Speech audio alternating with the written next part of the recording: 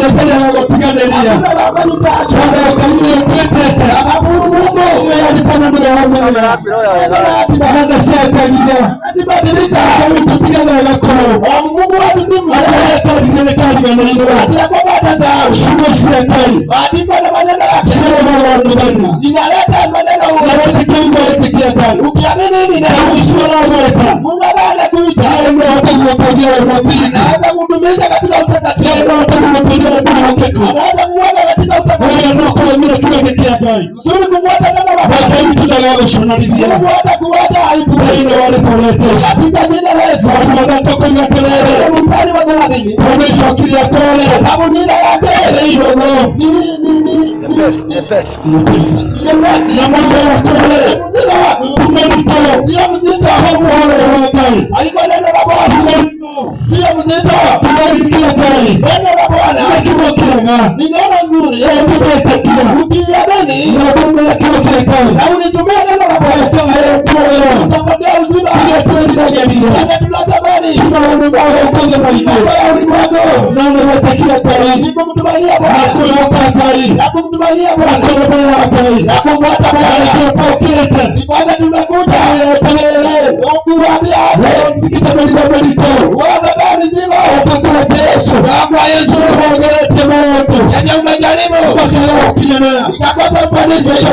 Yesu kwa Yesu hapo na kai shughuli kwa Bwana hata mtumia kwenda kai hapo kwa Bwana hata mtumia kwenda kai hapo kwa Bwana ndio kule ukiwa hapa duniani ndio mtumia ukitamwona wakati utaweka tumaini kwa Mungu kule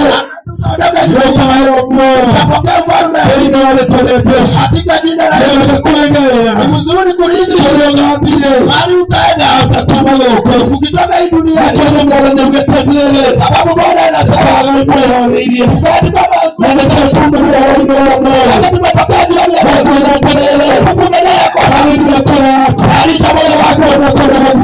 bali tunaelekea alisha maisha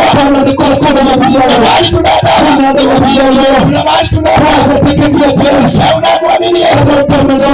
na unataka utakatifu na unaikana wewe utapokea uteketea Yesu ukipata kuamini Yesu na Yesu unaje na moyo tunapotoka wakule lazima ili kutengeneza mambo yako kwa sababu yako